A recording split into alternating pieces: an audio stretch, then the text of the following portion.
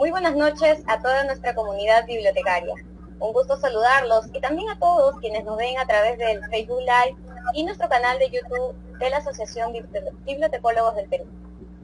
El día de hoy, 12 de junio, en Biblioqué, contamos con la participación de destacados invitados, como siempre, iniciando con Eduardo Reime, docente de la Escuela Nacional Superior de Arte Dramático y actualmente dirige la editorial independiente Vivir sin enterarse. Y más adelante también con nosotros, César Chumbiauca, bibliotecólogo por la Universidad Nacional Mayor de San Marcos y máster en Periodismo y Comunicación, editor de la revista Outlet. Recordarles que este programa llega a ustedes gracias a la Asociación de Bibliotecólogos del Perú y al Centro de Investigación en Bibliotecología, Gestión, Educación y Cultura, CIBIE. Mi nombre es Mireya Rodenas. Yo soy Paul Pajuelo. Y esto es Biblioqué. Les recordamos que la clave de nuestras transmisiones es la interacción con ustedes. Por ello, pueden hacernos desde ya sus preguntas a lo largo de la transmisión, las cuales responderemos junto a nuestros invitados. Bien. Buenas noches, Eduardo. Un gusto tenerte el día de hoy con nosotros. De verdad, es enorme conocerte también. Bueno, van a conocerte más, pero de lo que ya eres conocido. Mira, sabemos que para muchos es algo romántico y hasta heroico fundar su propia editorial. Vamos, quisiéramos conocer un poquito de ti, ¿no? ¿Cómo así llegó Vivir sin enterarse? Bueno, antes que nada, muy buenas noches con todos, con todas. Agradecido a ustedes por la invitación a este espacio importante para poder compartir y sobre todo dialogar. Acerca de tu primera pregunta sobre cómo se inició con Vivir sin enterarse, bueno, créeme que no fue algo pensado, no fue algo meditado, sino que fueron las circunstancias y el deseo de poder transmitir, ¿no?, los escritos que uno tenía, y en el camino uno se dio cuenta que habían personas que también estaban pasando por lo mismo que uno, y estas personas encontraron en la editorial un espacio para poder transmitir sus escritos, ¿no? Así que Vivir sin enterarse ya tiene 14 años, ¿no?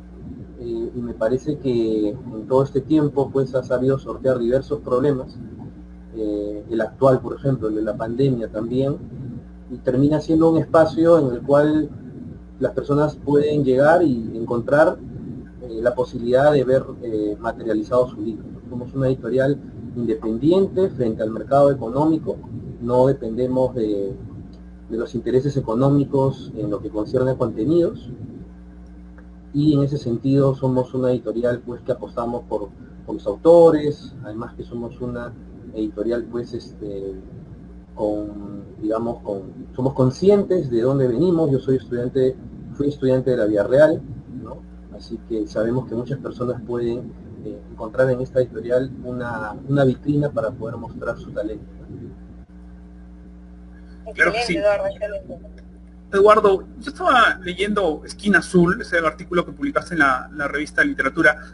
Me llamó un poco la atención el tema de la maleta y todo ello, pero se me quedó algo a mí que lo trataba de vincular ahora con estas preguntas, ¿no? Cuando señalas 4 de la tarde, la Terramosa ha anunciado mi llegada, mi destino, ¿cómo fui a parar a este lugar? Es la primera pregunta que salta. Cuéntanos, ¿cómo así decidiste por la literatura? Además de es complicado editar un libro en este país que quizás hay poco apoyo al fomento de la lectura, a las bibliotecas y en general a los libros, ¿no? Bueno, muy buena pregunta, te agradezco por esa interrogante.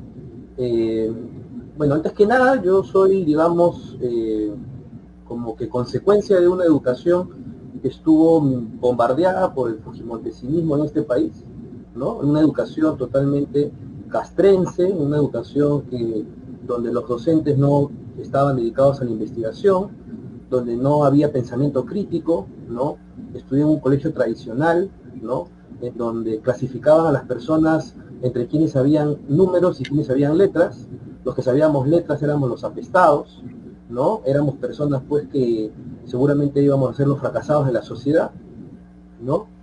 Así nos los hacían saber además, y yo me refugié en la lectura desde muy pequeño, pero no comentaba nada de ello con nadie, ¿no?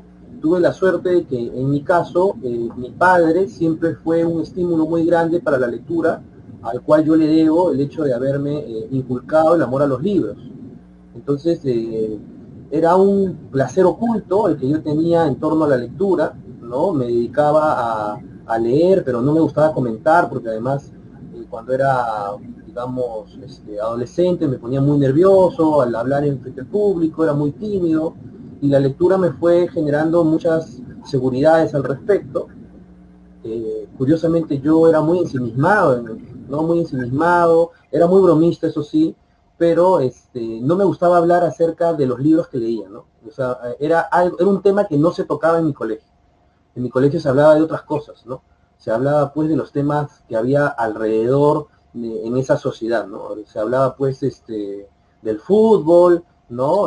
De las cosas que habían en la televisión, que por cierto eran puras porquerías, ¿no? Pero nadie hablaba de temas ligados a los libros, así que los libros eran un tema vetado. En mi barrio, donde yo vivía también, digamos, no se hablaba de libros, ¿no? Entonces era algo que yo sentía que era un vicio, digamos,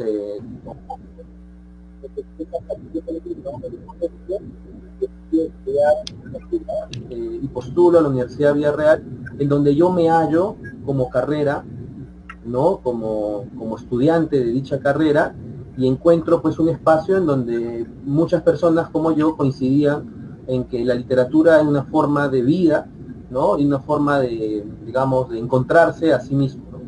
Con el camino y en el trayecto me di cuenta que la literatura era un arma muy poderosa para transformar la sociedad, para tener una participación importante y sobre todo para generar discusión y por fin este pensamiento crítico del que todo el mundo habla, pero muy poco se ejecuta. Bien, Eduardo, me imagino que ha sido un camino de retos. Incluso sabemos que actualmente, la lectura es uno de los problemas que más se arraigan en el Perú. El peruano promedio lee un libro al año. Y lo otro, ¿no? En realidad, de acuerdo a los estudios de la PUC, la mayoría de peruanos tiene menos de 10 libros en casa. Entonces, yo me imagino que la coyuntura ha sido uno de los obstáculos por los que uno ha tenido que sobrevivir también, ¿no? Romper esas barreras. Mira, otra consulta que yo tengo y quizás vaya un poquito más con vivir sin enterarse, perdón. Ahí la pregunta va, ¿no? Actualmente las empresas transnacionales, hablo de Santillana, hablo de Planeta, Latente, son las que concentran la mayor cantidad de producción editorial. ¿Cuántos obstáculos, cuáles son las mayores dificultades que tiene vivir sin enterarse actualmente? ¿Cuáles son esas barreras que ha tenido que romper y más en tiempos de pandemia? Bueno, definitivamente una editorial independiente frente a una editorial transnacional grande, se sabe y se reconoce que cada una tiene intereses distintos, ¿no? Cada editorial tiene, digamos, un punto de enunciación, cada editorial tiene un discurso, cada editorial tiene intereses diversos, ¿no? Así que, no, sin ánimos de, digamos, poner a una editorial independiente por encima de los intereses del mercado, a mí me parece que la existencia de las editoriales independientes son fundamentales porque le demuestran a grandes, digamos, grupos editoriales que editores, digamos, de formación, leídos, ¿no? Provenientes de carreras universitarias, en el caso de la literatura, pueden dar pelea y pueden dar muchas sorpresas, ¿no?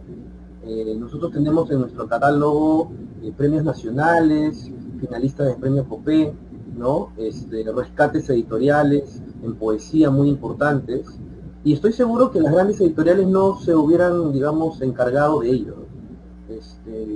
Entonces me parece que la función de una editorial independiente tiene que ser la de ser como una piedra en el zapato, ¿no? Es decir, mostrarle al otro que realmente ese poder que tiene no es un poder tan significativo, ¿no? Que pueden haber pequeñas editoriales que te pueden generar, te pueden dar grandes lecciones editoriales, ¿no?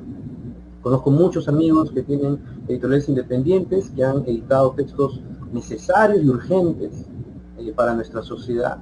Y digamos que las editoriales independientes tienen otra línea, ¿no? No sé si es una línea de pronto de ventas, ¿no? Es una línea temática, y ese sería motivo de otra discusión, pero digamos que la existencia del mercado independiente es muy importante, ¿no? Y es necesaria en una sociedad como la que vivimos, ¿no? En donde todo está mediatizado por un poder económico neoliberal, ¿no? Y obviamente, pues, desde una editorial se puede dar muchas alternativas al lector, ¿no? El lector no necesariamente, en este caso el público, no necesariamente tiene que estar supeditado a cierto goce estético que brindan ciertas editoriales. Es por eso que cuando aparecen ferias como la Antifil o la Independiente, muchas personas se quedan sorprendidas de la cantidad de editoriales independientes que hay en el Perú, y acceden a los libros y se quedan sorprendidos por el trabajo, digamos, en calidad que uno con los años va alcanzando, ¿no? Porque por lo general se asocia lo independiente a lo informal, pero surge algo muy interesante en el Perú, que muchos editores independientes nos hemos formalizado y nos hemos preocupado, o nos seguimos preocupando, en darle al lector un producto de alta calidad que no tenga que envidiarle nada a ninguna transnacional, ¿no? Y con un precio, digamos, cercano. Sabemos que la economía es uno de los factores que más padecen y padecemos todos, pero nuestro ideal, en el caso de Vivir Sin Enterarse, realmente es acercar a la gente a la lectura, ¿no?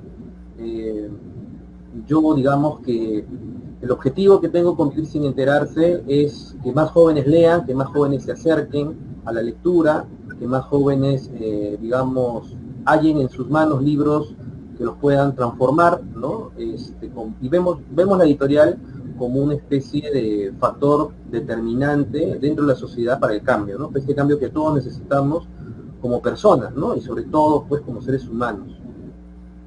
Claro que sí. Eduardo, yo quería justamente preguntarte en base a eso. Muchos de nosotros queremos escribir, o al menos intentarlo, pero tenemos que lidiar de repente con cierta inseguridad, quizás por la crítica, o de repente en lo clásico, de repente no me sale bien. Quizás, como escribió Flaubert, escribir es una manera de vivir. ¿Qué resistencias tiene uno que vencer si quiere iniciarse en este proceso creativo de escribir, de dedicarse a la literatura? Quizás a través de los ensayos. ¿Qué nos sugieres? Bueno, primero habría que ver qué es lo que busca escribir la persona, ¿no? Entonces, dentro de la escritura, pues, puede uno dedicarse a la investigación, uno puede dedicarse, pues, a la poesía, uno puede dedicarse a los cuentos, o uno puede dedicarse a la novela, ¿no? Para tratar de seleccionar una de esas alternativas, voy a poner como ejemplo a alguien que quiere escribir, por ejemplo, un libro de cuentos o un poemario, ¿no? Bueno, lo primero que tenemos que hacer, creo yo, es tener unas revisiones previas con personas que también sean lectoras, ¿no? Tratar de conversar con estas personas para que nos puedan, digamos, dar sus opiniones acerca de nuestros escritos, ¿no? Me parece que eso es fundamental, ¿no? Poner a discusión nuestro trabajo, tratar de sacarlo, digamos, de los cajones ocultos, ¿no? Y tratar de mostrarlos, y tratar de ser, digamos, recibir las críticas de la mejor manera. Ahora, para que, digamos, podamos mejorar, ¿no? Y yo creo que otro factor importante y es muy fundamental, es la lectura, ¿no? En la medida de que nosotros podamos ampliar nuestras lecturas, ¿no? Nuestras competencias literarias, ¿no? Vamos a poder tentar acercarnos al autor modelo que queremos ser, ¿no? Entonces, todos tenemos un referente dentro de nuestro quehacer, ¿no? Como narradores, como poetas, como ensayistas, ¿no?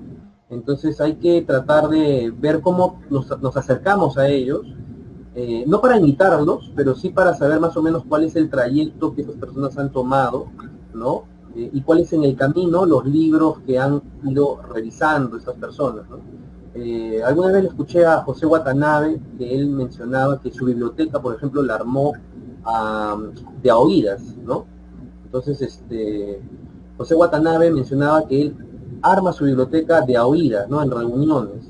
Entonces es también muy importante, ¿no? Tener mucha apertura a ciertos tipos de textos que nos van a permitir acercarnos digamos, a otros textos también, ¿no? Y en la medida de que vayamos leyendo, vamos a ir mejorando para poder, digamos, mostrar nuestros escritos. Ahora, en el Perú hay muchos concursos donde uno puede mandar sus escritos y jugarse, pues, digamos, a la suerte, ¿no? Y ver qué se puede tentar, digamos, al respecto, ¿no? En mi época universitaria, digamos, nos presentábamos a muchos concursos de poesía, de narrativa, no sé si tanto para ganarlos, ¿no? Pero sí un poco para, digamos, generarnos un espacio, ¿no? Buscarnos una oportunidad, ¿no? Así, digamos, pues pudimos acercarnos a concursos en la Ricardo Palma, ¿no? A la Municipalidad de Miraflores, a la Municipalidad de Lima, y es ahí donde uno como que va midiéndose, por decirlo así, en qué situación se encuentra, ¿no? Y también, pues, es muy importante tener un grupo de lectores, amigos, ¿no? Que siempre, bueno, se están intercambiando textos, siempre se está manejando, hablando de nuevos autores, ¿no? Y la lectura acompaña todo este proceso, ¿no? Y bueno, el tercer y último factor que es determinante también es tener mucha osadía, ¿no? O sea, tener mucha osadía, ¿no? Hay que ser muy mandado con esto también, ¿no? Entonces hay que ser un poco descarado, me parece, un poco conchudo, ¿no? Para poder publicar un libro, ¿no? Porque hoy en día todos sabemos que es fácil publicar un libro, ¿no? Ahora con los medios digitales, por ejemplo, conocemos a chicos que escriben en Wattpad, por ejemplo, ¿no? Entonces, algo que no están cuidando ellos es que, claro, pueden publicar en estos espacios, pero se están olvidando de la calidad, ¿no?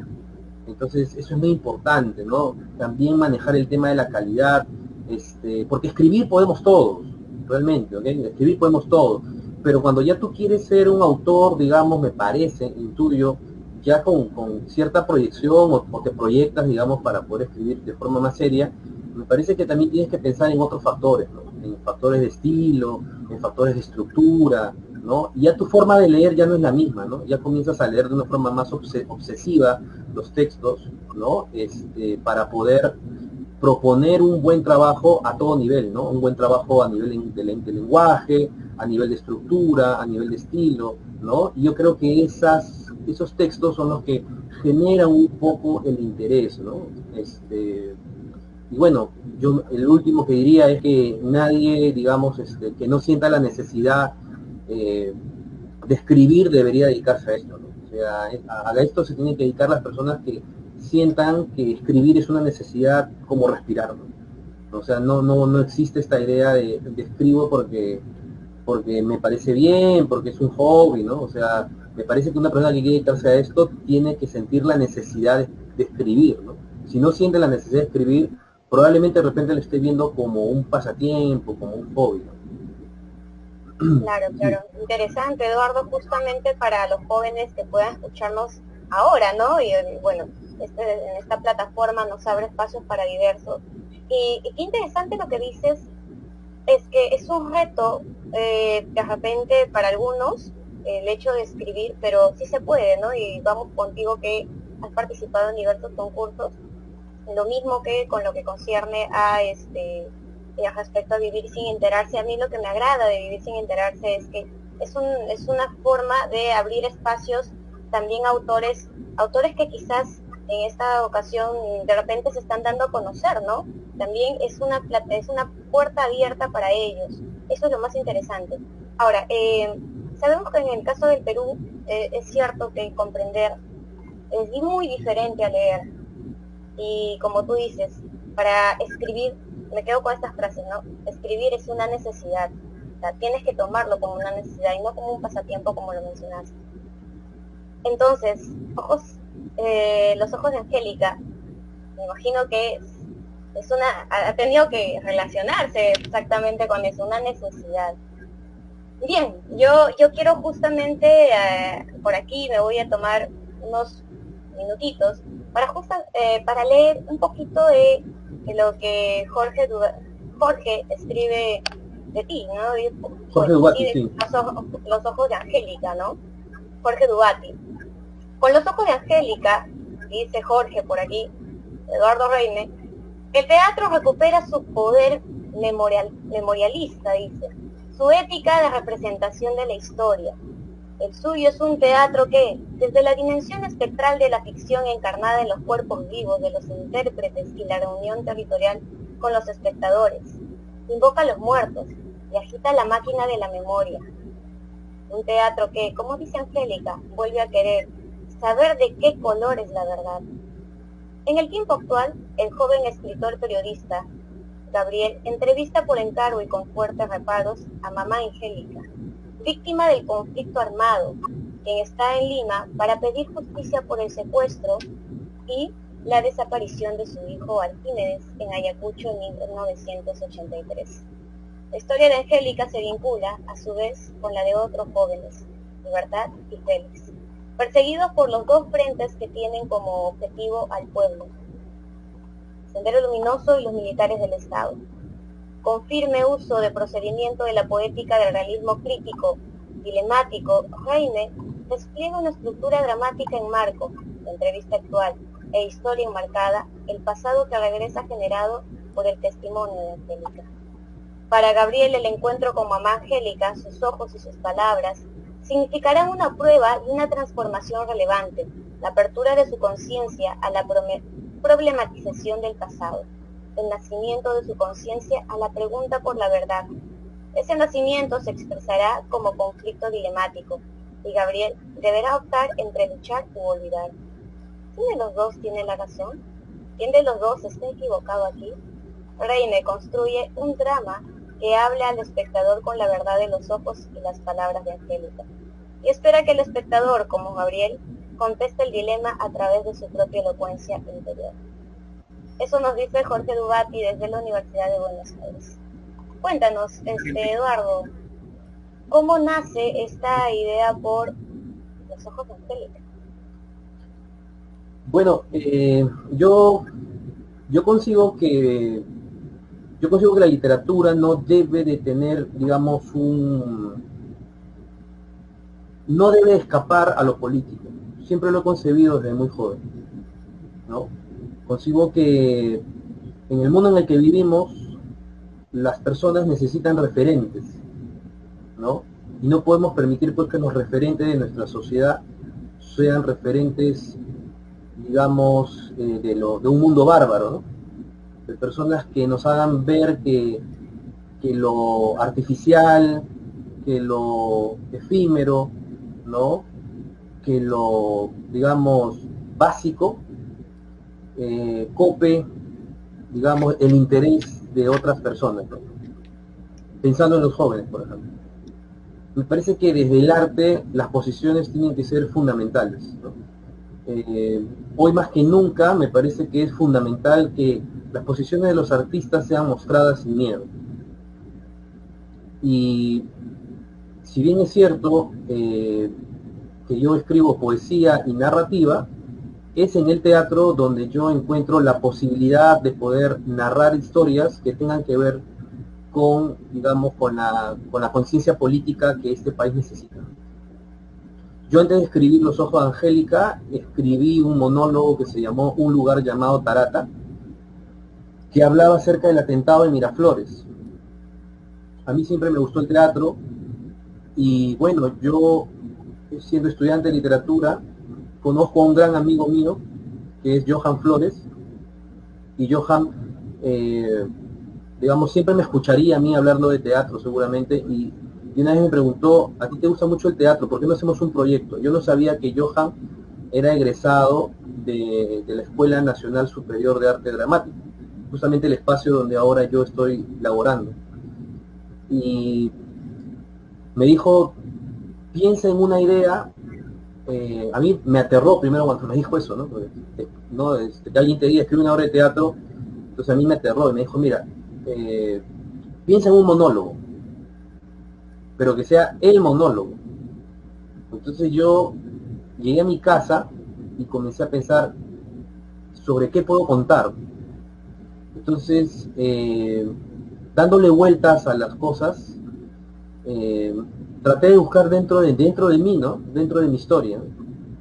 Como ustedes saben, yo soy hijo de un militar retirado, ¿no? Y bueno, mi padre ha estado, digamos, siempre nos contaba historias acerca de su vida en la milicia. Tengo familiares que son, digamos, policías que han estado en estas épocas, ¿no? Y siempre han tenido miradas, digamos, parcializadas hacia el conflicto armado interno. Para eso, en la universidad, yo integraba un grupo que se llamó el Frente Independiente Estudiantil, el FIE, ¿no? Con el cual hacíamos, digamos, un poco de guerra a los apristas de la Villarreal, pues, ¿no? Porque yo soy villarrealino, pero no soy aprista, ¿no? Siempre es bueno aclararlo. Entonces, nosotros formamos un frente de resistencia, ¿no? Y tratábamos de reclamar los derechos justos para los estudiantes, ¿no? Entonces, en la Villarreal, como en muchas universidades, bueno, si tú no tienes una línea política hacia el aprismo, eres terrorista. O sea, yo estoy acostumbrado al terruqueo desde el año 2003, ¿no? Entonces, integré este grupo sin miedo, me gustaba mucho porque había muchas lecturas y era muy interdisciplinario porque había amigos de historia, de arqueología, de antropología, y me permitía a mí ampliar mi conocimiento no solo a lo literario, sino tratar de darme cuenta que la literatura necesitaba cobijarse en otras ciencias, en este caso ciencias sociales, para poder tener un aval y para poder comprender mejor las obras, el contexto, a los autores. Entonces, digamos, un amigo con el cual acabo de hablar hace algunos instantes, Elber, me presta un libro que de Carlos Iván de Gregory, Nunca jamás arremetió tan lejos, se llamó, y encuentro yo una historia que habla acerca, pues, sobre lo de Tarata, ¿no? Entonces, haciendo una búsqueda interna dentro de mí, yo me acuerdo claramente cuando sucedió el atentado de la bomba de Tarata, pues yo viví en esa época en Paseo de la República, en Lince, ¿no? Que ha sido, digamos, mi barrio desde pequeño. Y yo recuerdo que todo el miedo que hubo alrededor, ¿no? En esa época no había cable, ¿no? El atentado, digamos, el estallido se oyó hasta Lince, ¿no? Y lo que recuerdo después es la cara de terror de mi mamá, porque mi papá estaba de servicio. Entonces nosotros hemos vivido muy asustados de pequeños con mi hermana, hemos visto, digamos, imágenes horrorosas que un niño no debería ver, como por ejemplo cruzar el puente para ir a comprar pan y ver a una persona asesinada, ¿no? Tapada, con un letrero que decía así mueren los traidores, ¿no? Entonces el terror, me parece, en mi caso, es algo con lo que yo he crecido. El miedo, el terror, y bueno, mi padre, que no llegaba, ¿no? Todo el mundo estaba preocupado porque los militares y los policías estaban en riesgo. Cuando llega, como que fue un alivio para todos, ¿no? Cuando vemos las noticias en el Canal 2, nos enteramos del atentado, y para mí fue como una película, ¿no? Una película de horror, ver a qué punto podía llegar la violencia y el fanatismo. Entonces, habría sido eso que me marca a mí, que yo escribo un monólogo, se lo presento a Johan, ¿no? Y Johan me dice, esto es muy fuerte, ¿no? Estamos hablando del año 2007 más o menos, ¿no? Esto es muy fuerte, no sé si nos van a asustar. Y la historia era de un escritor llamado Santiago que muere en el atentado y que toda su vida había sido una persona que había vivido de espaldas a la sociedad con su indiferencia, ¿no? De repente quizá, pienso yo, es un poco de una crítica a mi persona, de cómo fui yo cuando era, digamos, más joven y cómo miraba lo que sucedía en mi país, ¿no? Es una forma de reconciliarme conmigo mismo también y con esta indiferencia que siento haber tenido en algún momento y de la cual me avergüenzo. Como te digo, los colegios no nos hablaban de esto, no nos hacían reflexionar al respecto, no nos hacían darnos cuenta, pues, de nuestras comodidades que nosotros teníamos, y no nos hacían ver más allá de Lima, ¿no? Creo que sí. Propongo esta obra de teatro, sí. Adelante. Allá sí, propongo la obra de teatro y la presentamos en el Cultural de España, y digamos, funcionó muy bien la obra de teatro, el monólogo. Fueron un mes que se presentó sábados y domingos. Hay registros en YouTube por ahí que por ahí se pueden encontrar, y fue una obra que, así como me dio muchas alegrías, me dio mucho, o sea, me generó mucho, digamos, mucha ansiedad, ¿no? De conocer, de descubrir qué es lo que estaba sucediendo en el Perú, y eso hizo que yo entrara al tema de la violencia política, ¿no? Cuando decido escribir Los ojos de Angélica, me hallo con la historia de Angélica Mendoza Escarza, una mujer de Ayacucho, creadora de Anfacet, y la historia de su hijo Arquímedes, ¿no? Desaparecido, acusado de ser, digamos, terrorista sin prueba alguna, ¿no? Y encarcelado en el cuartel Cabitos, ¿no? Y la historia de Angélica me conmovió tanto porque ella no alzó las armas, sino que salió a marchar con muchas mujeres para reclamar dónde estaban esos hijos jóvenes desaparecidos. Sin darme cuenta, yo mismo estaba metiéndome a una historia, digamos, que a mí me parecía injusto que no se sepa, ¿no? Y digamos que dentro del teatro uno de los intereses que yo tengo es escribir textos ligados a estos temas que en realidad parecen muy de otros, pero en realidad son muy propios también, ¿no? Creo que sí. Eduardo, tenemos una pregunta aquí de Max Pinedo. Él nos dice, ya para ir finalizando, ¿qué opinas acerca de los espacios que existen para la representación de este tipo de obras? Es decir, ¿existe apertura? ¿Cómo ha sido su experiencia en este aspecto? Nos pregunta Max. Bueno, Max, más que nadie sabe, él como dramaturgo peruano, que obras con un contenido político terminan siendo miradas como que de sesgo, ¿no? Hay mucho miedo. Vivimos en una sociedad en donde estos temas erizan la piel, ¿no? Y se entiende claramente, ¿no? Si a esto se le suma pues un contexto, digamos, social, un contexto político y educacional en donde no se comparte estos testimonios frente a los jóvenes, se entiende claramente que las personas puedan malinterpretar las cosas. Pero hablar de la memoria no es, digamos, hacer vivas por ninguna persona, ¿no? Porque, por ejemplo, en Tarata, en un lugar llamado Tarata, se dice muy claramente que la violencia vino de dos partes, de parte del Estado y de parte de un grupo armado. Me parece que decir y solo mencionar a un responsable es muy, digamos, es muy ligero. Me parece que los que más tienen una mirada mucho más redonda son los científicos sociales, que tratan de poner un panorama en donde cada uno tiene una culpa de la cual tiene que hacerse responsable. Desde el arte, nosotros damos cuenta sin tomar posiciones al respecto y le mostramos al espectador que el espectador saque su propia conclusión. Por eso es que Dubati, de forma inteligente, dice, ¿quién de los dos tiene la verdad? Porque me parece que lo que debe de hacer la persona que escribe es poner una posición para que alguien, a partir de ello, surja el interés de conocer qué sucedió.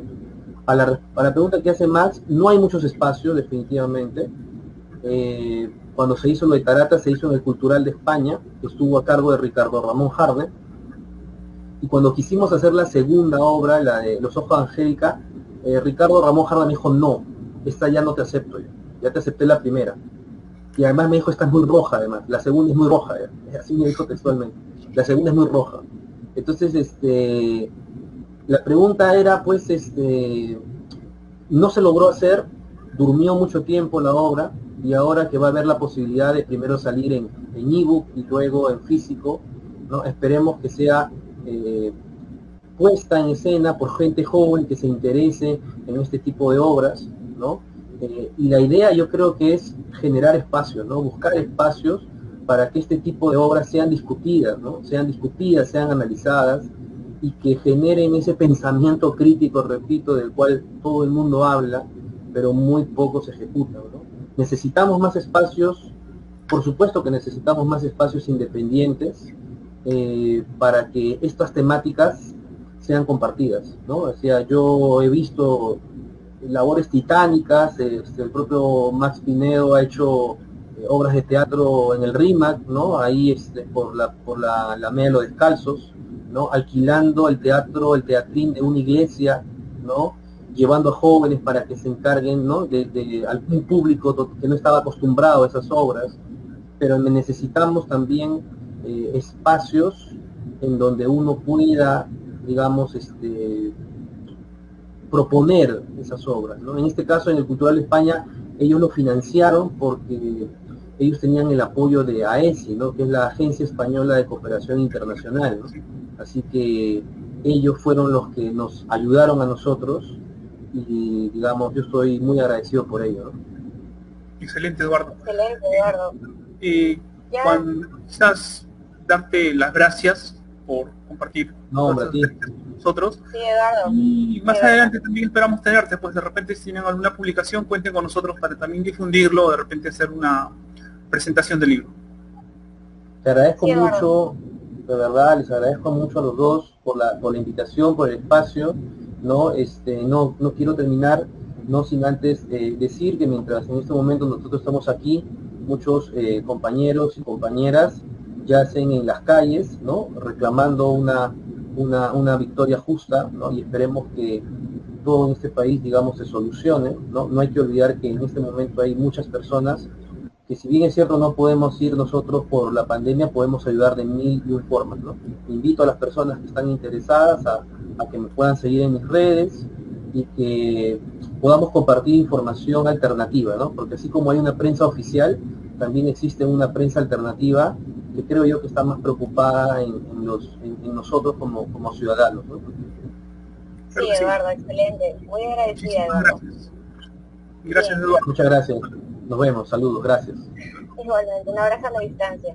Me quedo con el mensaje a lo que ingresa en este caso César. Creo que estamos por ahí. Me quedo con el mensaje, Paul, me quedo con el mensaje de que es investigar. Escribir es una necesidad interesante. Hola, muy buenas César, noches. Muy buenas noches, un gusto saludarte. Buenas noches, estimado. Muchas gracias por la invitación. César, yo quería primero felicitarte por la excelente labor que vienes realizando en la publicación de la revista Otlet. Muchos profesionales de la información, muchos de nuestros colegas se sienten identificados, valoran tu esfuerzo. Realmente es un éxito. Yo siempre espero a los números ahí para revisarlos, sobre todo cuando es una docente que nos trae recuerdos y más aún hablando de la carrera, un poco para enterarnos y un poco para ir actualizándonos. Cuéntanos, ¿cómo así surge la idea de la revista? ¿Cómo es que salió el primer número? Quisiéramos conocer eso, César. Bueno, en realidad el esfuerzo no es únicamente mío, es de parte de un equipo de compañeros, ¿no? La revista la fundamos principalmente los bibliotecólogos Lisette Campos, Juan Carlos Quispe y quien habla. Y luego se han integrado nuevos amigos que tienen algún talento con la comunicación, con el diseño gráfico, con la difusión, la divulgación. Entonces nos hemos reunido y estamos llevando a cabo esta revista que nos da satisfacción porque normalmente recibimos saludos, felicitaciones y agradecimientos porque la revista está siendo aceptada por el público bibliotecario no solamente del Perú, ¿no? Sino también de otras latitudes. Ahora, la revista nace principalmente porque yo había visto en otras disciplinas, en la medicina, por ejemplo, en las ciencias de la comunicación, en las ingenierías, revistas en esas áreas, en esas profesiones. ¿Qué hacían estas revistas? Por ejemplo, en ciencias hay una revista española que se llama Investigación y Ciencia, si mal no recuerdo. Yo recuerdo que trabajaba en la Universidad de Lima y llegaba a esta revista y la leía y me parecía muy interesante y decía, ¿por qué no hay una revista de divulgación así en bibliotecología? Pero tenía esa idea en la mente. Luego decidí estudiar, hacer una maestría en periodismo y desarrollé un poco más la idea de la revista. Pero fue una idea que se quedaba en la parte académica solamente para terminar una maestría. Y luego me pareció de que se podía concretar, ¿no? Hacer realidad. Entonces fue cuando pude reunirme con mis amigos, con Lizeth Campos, con Juan Carlos Quispe y redondear la idea. Y ahora la revista es totalmente diferente a lo que yo había planteado en algún momento. Ahora es mejor gracias a la idea de mis amigos, ¿no? Gracias a sus contribuciones y también a los aportes de otros bibliotecólogos que nos dieron sugerencias, ¿no? Al principio la revista iba a ser impresa. Teníamos la idea de que sea impresa, que sea mensual, pero mira, si hubiese sido impresa, ahorita ya nos hubiésemos quedado. En cambio, en el ámbito virtual está dando resultado, salimos de forma bimestral y tratamos de hacer lo posible porque se genere conversación entre los bibliotecólogos, ¿no? Que es lo que yo había visto en esas otras revistas. En la literatura, sobre todo, y ahora que han entrevistado hace poco a un amigo que está en el ámbito literario, en la dramaturgia. Bueno, en literatura básicamente las revistas son esenciales, ¿no? Si no hay revistas no hay conversación, porque en las revistas se genera la crítica. Entonces, sí, me parecía interesante de que existe una revista para eso, para generar crítica, para plantear novedades, y con mis amigos, como les digo, estuvimos de acuerdo en eso y eso es lo que estamos haciendo, ¿no? Por supuesto no somos el único medio de divulgación, hay muchos medios que han saltado. Ustedes mismos están realizando divulgación, eso es importante. Y César, cuéntanos, mira, qué interesante cómo es el proceso de OTLED, ¿no? De verdad me ha llamado la atención, sobre todo cuando mencionas el equipo en sí, ¿no? Ese equipo que ha tenido que coordinar, ha tenido que romper pasar algunas dificultades, saltar algunos obstáculos, de repente vencerlos mejor. ¿Cuál ha sido uno de los, cuéntanos, cuál ha sido uno de los peores, de repente, momentos que han tenido o mayores dificultades que han tenido que tener ustedes? ¿Y cuál ha sido el mejor beneficio? Eso es lo que quiero saber. ¿Cuál es ese regalo que les ha dado a usted OLED? Bueno, como en toda revista que se presenta, como todo medio que tiene que cumplir con una periodicidad, acercarse siempre a la fecha de entrega es lo más complicado, ¿no? Igual preparamos nosotros los números, ¿no? Con anticipación, conversamos, pero eso no quita de que haya que cada vez que llega la fecha de entrega entremos en un poquito de estrés, pero lo hacemos con ánimo. Una vez conversé con un bibliotecólogo, con Etardo Ciballer, que dio una de las primeras entrevistas a Outlet, y él decía, todo trabajo agota, pero tú sabes que te gusta cuando, a pesar de que te sientes agotado, llegas a tu casa, tiras a la cama sumamente cansado y dices, me siento feliz, ¿no? Claro, esto me contenta, ¿no?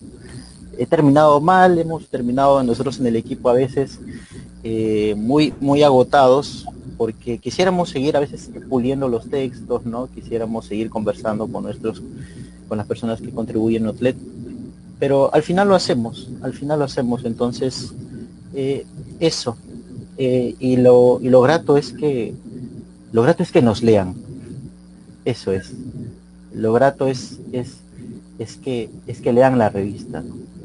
Porque si no tendría sentido sacar cada número y que se quede a la deriva de la red. Claro que sí. César, ¿y el tiempo que dedican a editarlo, un artículo, una entrevista, para que esté listo para publicar? Cuéntanos un poco de eso, quisiéramos también conocer. Sí, eso me gustaría conversar para animar a otros bibliotecólogos a participar en la revista, a escribir en Outlet. Hace poco he entrado en algunas reuniones en España, virtuales, donde se habla bastante de la divulgación científica y está apareciendo una nueva faceta para los investigadores, ¿no? se les dice que ahora también empiecen a desarrollar divulgación científica. Es decir, que no solo se queden en la publicación, por ejemplo, de un paper, ¿no? Tienen un hallazgo y se quedan en el paper. Y entonces nadie lee el paper a menos que tengas que hacer una tesis o escribir otro artículo. Entonces se queda ahí, dormido un poco. Hace un momento, por la mañana estaba revisando las publicaciones que aparecen en Simago. Y hay varias revistas en inglés, revistas en portugués y en español de bibliotecología, que han publicado un montón de artículos en el último trimestre. Y dije, wow, acá hay un montón de cosas interesantes, ¿no? Claro. La idea es ir hacia allá, encontrar estos artículos, traerlos a Outlet y empezar a difundirlos. Pero también la persona que haya escrito un artículo, un paper, y quiera que este artículo se divulgue, puede contactarse con nosotros para que esa persona pueda escribir su artículo, porque ya lo han hecho, ¿eh? Algunos investigadores, había una investigadora argentina, hay un profesor de San Marcos de bibliotecología, la profesora Quirós también de bibliotecología, en base a sus artículos, a los papers que han publicado, han elaborado un artículo de divulgación, ¿no? Porque una cosa es el artículo científico y otra cosa es el artículo de divulgación. Y el artículo de divulgación tiene que tener un lenguaje que llegue un poco más, ¿no? Tiene que tener un lenguaje más reflexivo, crítico, este tipo de cosas, ¿no? No es fácil para alguien que escribe un paper escribir luego un artículo de divulgación, de verdad a veces les cuesta mucho y se nota. Pero nosotros estamos ahí para darles algunas sugerencias, algunas recomendaciones de cómo captar pues la atención del público. Como preguntado cómo puedo hacer para publicar, de repente pues, que se vean la página web o el Facebook, cómo pueden hacer para verificar ellos cuáles son los requisitos que ellos tienen que cumplir para publicar o para poder también. Sí, en nuestra página web, en la revista, en la página de la revista hay una sección que se llama colaboraciones, ¿no? Entonces ahí están todos los requisitos. Básicamente lo que les pedimos es que el texto no pase de las 1000 palabras o sea, es un ejercicio de síntesis, o sea, 1000 palabras, en realidad es bastante, ¿eh? Los periodistas normalmente escriben artículos entre 300 y 1000 palabras o 1500 palabras. 1000 es bastante para decir algo interesante. Entonces, eso. Cuéntanos, Feri, ¿cuáles son las visiones que tienen de aquí a, bueno, pues, porque OLED va a seguir, y en esta pandemia, me imagino que OLED ha tenido más artículos por sacar, bueno, ¿cuál es tu visión de aquí a 5 años con OLED? Nosotros quisiéramos posicionar primero la revista, ¿no? Ya está entrando en el público, ya la están aceptando, la esperan con gusto, con ansias. Y lo que esperamos es que aquí en 5 años tengamos autores que hayan ido desarrollando una mejor redacción, ¿no? Que la revista presente se muestren esos talentos en la escritura, ¿no? Porque no se trata solamente de presentar un artículo de 1000 palabras, ¿no?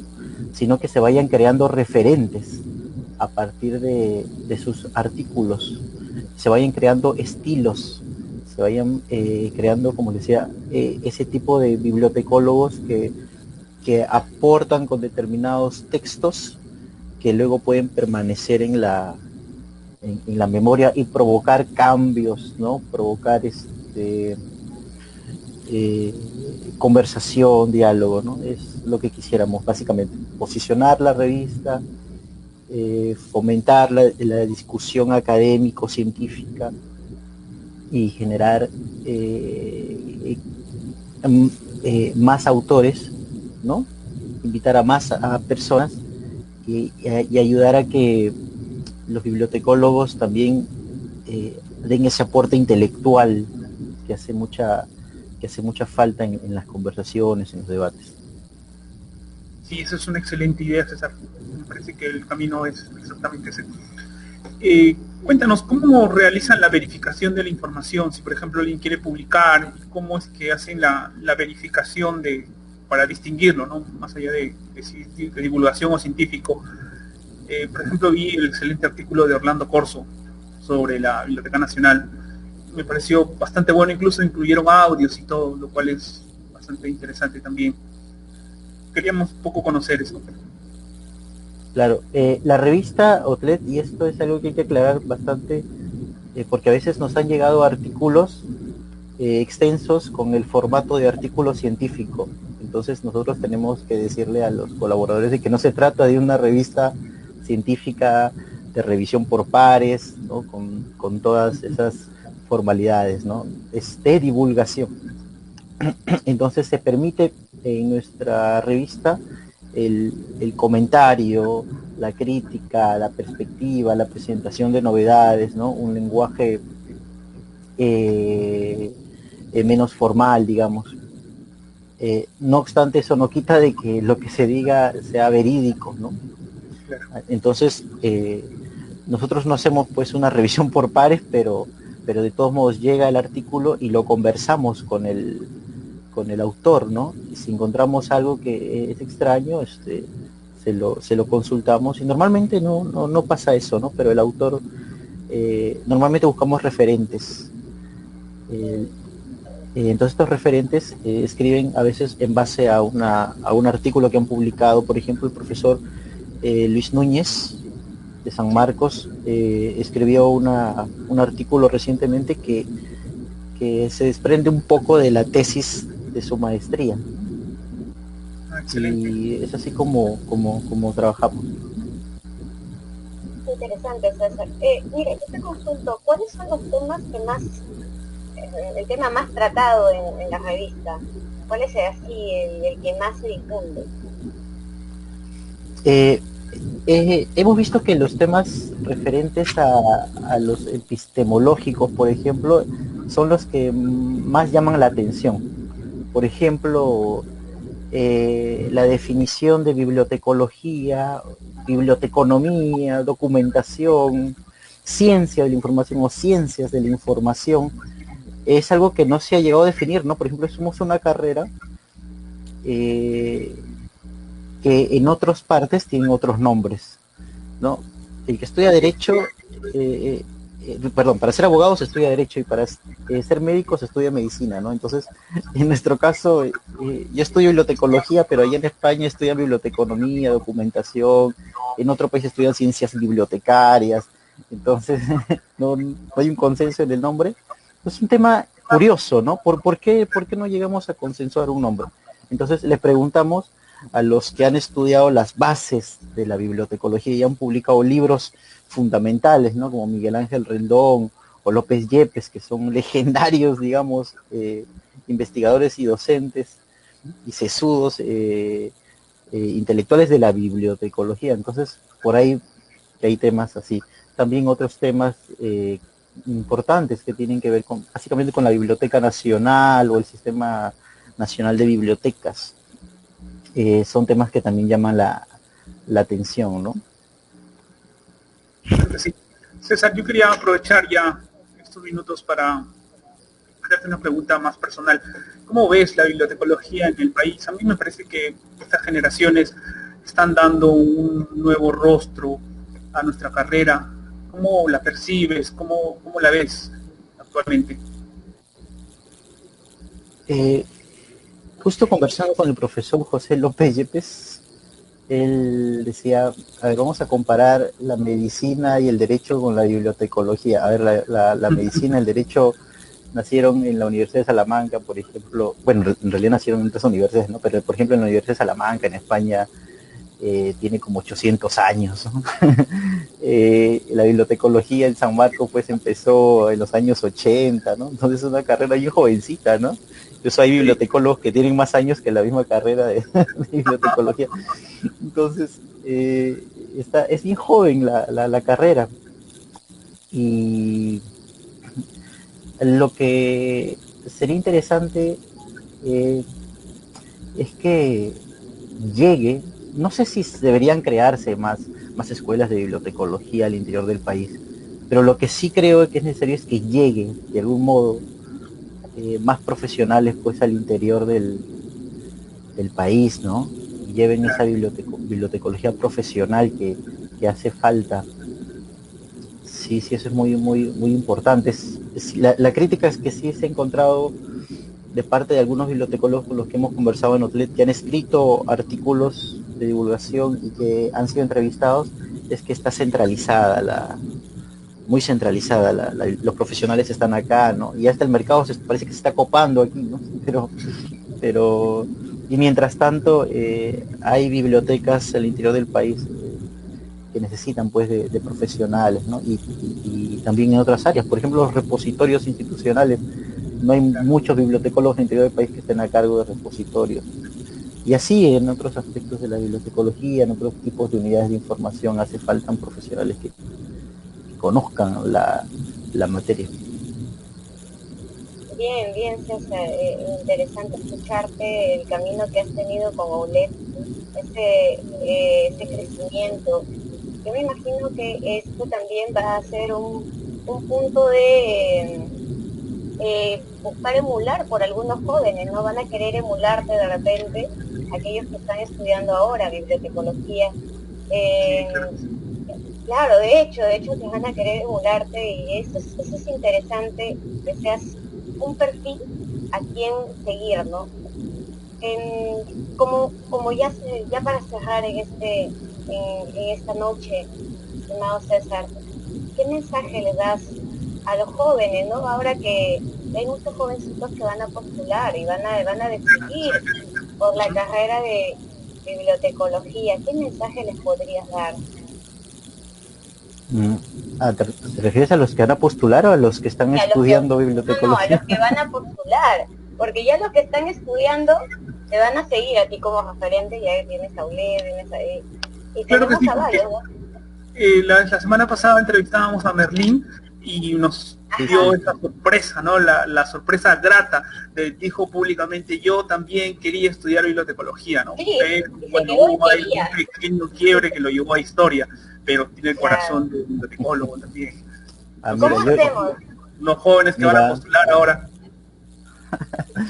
Mira, ¿qué le voy a decir yo a un joven postulante? Porque yo soy más bien al contrario de Merlín, ¿no?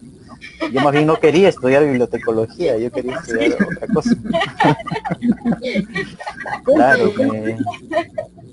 Claro, sí, quería estudiar básicamente periodismo, creo postulé a periodismo o a literatura. Sí, pero terminé eligiendo bibliotecología porque un amigo en la academia me dijo, oye, Ricardo Palma era bibliotecario y José María Eguren era bibliotecario, Vargas Llosa. Digo, pero, y él me decía, no, tal vez no seas Vargas Llosa, no seas Eguren, no seas Ricardo Palma, pero puedes ser bibliotecario.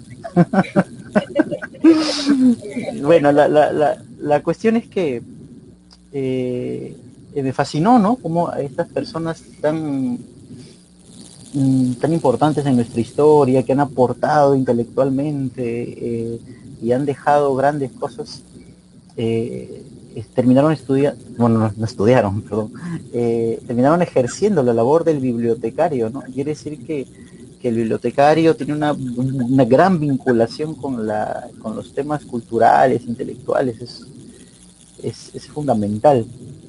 Entonces a alguien que no decide todavía qué estudiar, le podría interesar estudiar bibliotecología, y algo que permite la bibliotecología es que te puedes abrir en realidad a partir de cualquier cosa que te guste, ¿no? No sé, si te gusta, te sientes matemático, estudias bibliotecología y puedes ser un tremendo bibliómetra. Y si te gustan las computadoras, un tecnólogo, y si te gustan las letras, puedes escribir en Outlet. Bienvenido. Y así, claro, hace mucha falta. Te gusta el derecho, hace mucha falta tocar esos temas, por ejemplo, bibliotecología, y así, ¿no? Es una carrera multidisciplinaria, si es que no equivoco el término, ¿no? Porque creo que hay una diferencia entre multidisciplinario e interdisciplinario, ¿no? Pero bueno, no entremos en eso. Bien, César, el mensaje entonces queda, bibliotecología es un camino que te da hacia otros también, ¿no? Te invita hacia otros puntos de la investigación, porque creo que desde ahí partimos también nosotros. Interesante, gracias. Bien, César, muy agradecida entonces. Paul. Claro que sí. César, muchísimas gracias. Y en nombre también de la Asociación de Bibliotecólogos del Perú y el Centro de Investigación de Bibliotecología, Gestión, Educación y Cultura, agradecemos a nuestros invitados, en especial a ti, César, por estar hoy con nosotros, esperando que continúen los éxitos de tu trayectoria profesional y personal. De igual manera expresamos nuestro reconocimiento a todos ustedes que nos ven y nos siguen a través de nuestras redes sociales. Estimado, ¿me permites, sí, por favor, antes de terminar, dejar los nombres de las personas que contribuyen en Outlet, ¿no? Agradecer a Lisette Campos, que se encarga de la línea gráfica, a Juan Carlos Quispe Solís, que ve el tema de la diagramación, que es un trombe en el diseño web, a Fernando Peve, que escribe semblanzas, entrevistas, a Wendy Flores, que también nos apoya en la difusión, a Vera Quispe, a Mallory de la Cruz, que hacen un buen trabajo en las redes sociales de Outlet, y a Juan Carlos Carranza, que nos apoya en las fotografías. A ellos muchas gracias y felicitaciones también por el esfuerzo y este tipo de eventos que realizan. Gracias, César, muy agradecida. Bien, no se olviden que en los próximos programas contaremos con destacados profesionales en el tema bibliotecológico, educativo y cultural. Hoy estuvimos con Eduardo y con César, grandes para nuestro país.